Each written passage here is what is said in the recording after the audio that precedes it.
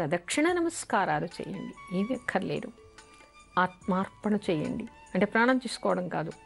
మనస వాచ కర్మణ నన్ను నేను నీ పాదాలకి సమర్పించుకుంటున్నాను ఈశ్వర, ఇక నుంచి నువ్వే నాకు శరణాగతి అని మనోవాక్కాయ కర్మల ఎవరు భావించి ఆయనను ఆశ్రయిస్తారో, మీకు వీలుంటే శక్తి ఉంటే అర్చనలు, అభిషేకాలు, హోమాలు, హవనాలు చేయండి. లేనటువంటి వాళ్ళు, వీలు కానటువంటి వాళ్ళు, అననుకూల పరిస్థితిలో ఉన్నటువంటి వాళ్ళు, ఇంకొకటి ఏదైనా మనం అలాంటివి చెయ్యాలి అంటే దానికి ఒక సమయము, ఒక సందర్భం కూడా కావాలి. వెంటనే ఉన్నటువంటి కష్టం తీరాలంటే ఏం చెయ్యాలి? అప్పటికప్పుడు ఏదైనా మీద పడిందంటే దాన్ని పోగొట్టుకోవడానికి ఏం చేయాలి? అప్పటికప్పుడు అర్చన, అభిషేకాలు మనం చేయలేం. అలాంటప్పుడు ఏం చెయ్యాలి? అన్నిటికంటే ముఖ్యమైనటువంటిది ప్రదక్షిణ నమస్కారం. శివుడికి ప్రదక్షిణ చేయటం వలన తొలగనటువంటి దోషం లేదుట, తొలగనటువంటి పాపం లేదుట. ఇది నేను చెప్పటం లేదు, శివపురాణంలో కనిపిస్తోంది. మీరెవరు చదివినా మీకు అర్థమవుతుంది. అందుకని శివుడికి ప్రదక్షిణ చేయాలి.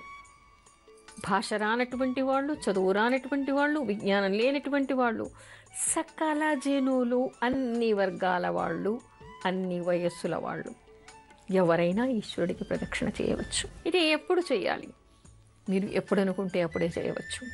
మీకు కష్టం వచ్చింది అనగానే వెంటనే శివాలయానికి వెళ్ళి మీరు శివుడికి ప్రదక్షిణ చేయవచ్చు. అయితే ప్రాతకాలంలో చేయవచ్చు, మధ్యాహ్నం చేయవచ్చు, సాయంత్రం చేయవచ్చు. కానీ ప్రదోషకాలంలో చేసేదానికి మాత్రం అత్యంత విశిష్టమైనటువంటి ఫలితం ఉంటుందిట. ప్రదోషకాలంలో శివుడు ఆనంద తాండవం చేస్తూ ఉంటాడట. అమ్మవారు అక్కడ కూర్చుని ఆనందంగా వీక్షిస్తూ ఉంటుందిట. సకల దేవతలు ఆయన నాట్యానికి సంగీతం చదువుతూ వాద్య సహకారం చేస్తూ ఉంటారట. ముక్కోటి దేవతలంతా కూడా ఆయన్ని ఆశ్రయించి అక్కడ ఉంటారట. అందుకని ఒక్క ప్రదోష కాలంలో శివుడికి దీపారాధన చేసి ప్రదక్షిణ చేస్తే చాలు, ముక్కోటి దేవతలకి ప్రదక్షిణ చేసినటువంటి ఫలితం వస్తుంది. ఆ సమయంలో చేసేటువంటి పూజాధికాలకి, నమస్కారానికి, ప్రదక్షిణానికి శివుడు తప్పకుండా ఆనందించి వాళ్ళకి సత్ఫలితాన్ని ఆయన అనుగ్రహిస్తాడట. అయితే శివుడికి ప్రదక్షిణ ఏ విధంగా చేయాలి, ఎన్ని చేయాలి, ఎప్పుడు ప్రారంభించాలి? ఎవరైనా సరే సాయంత్రం పూట మీకు అననుకూలమైతే ఎప్పుడైనా ప్రదక్షిణ చేయవచ్చు.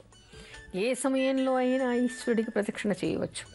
కానీ అనుకూలమైతే విశిష్టమైంది కాబట్టి సూర్య అస్తమయ సమయానికి స్నానం చేసి వెళ్ళి పరిశుద్ధులై ఈశ్వరుడి ఎదురుగా ఒక్క దీపం వెలిగించి నాటు ఆవు నెయ్యితో కానీ లేదా నువ్వుల నూనెతో కానీ దీపారాధన వెలిగించి, పర్వటి రోజులైతే ఆవు నెయ్యితో వెలిగించండి, లేదు కామ్యార్థం అయితే నువ్వుల నూనెతో వెలిగించినా సరిపోతుంది.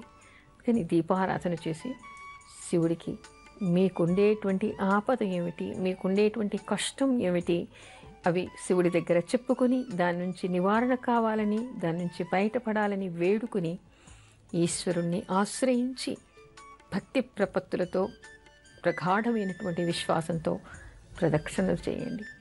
ఆ ప్రదక్షిణలు ఎన్ని 11 కానీ మనకి చాలా చెప్తారు శివపురాణంలో.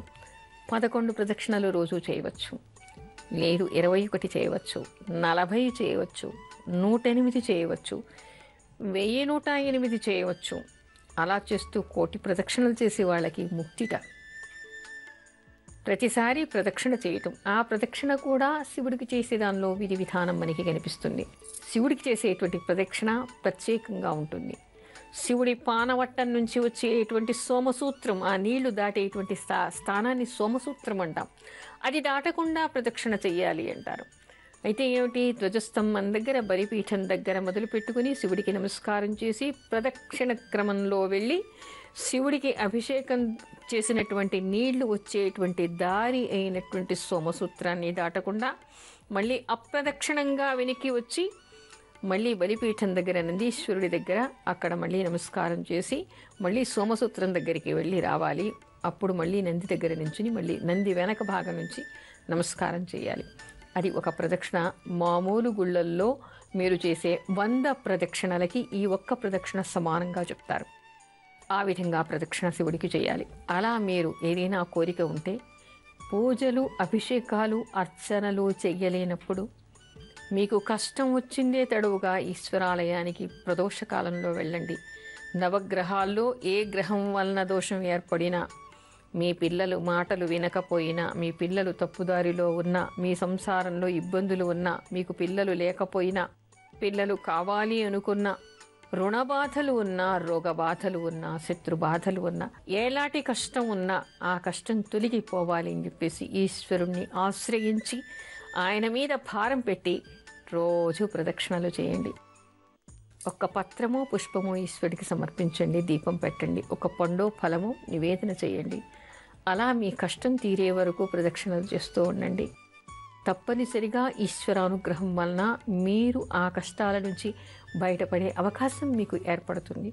ఇక్కడ కావలసింది భక్తి, శ్రద్ధ, ప్రగాఢమైనటువంటి విశ్వాసం. ఆయన్ని మాత్రమే ఆశ్రయించి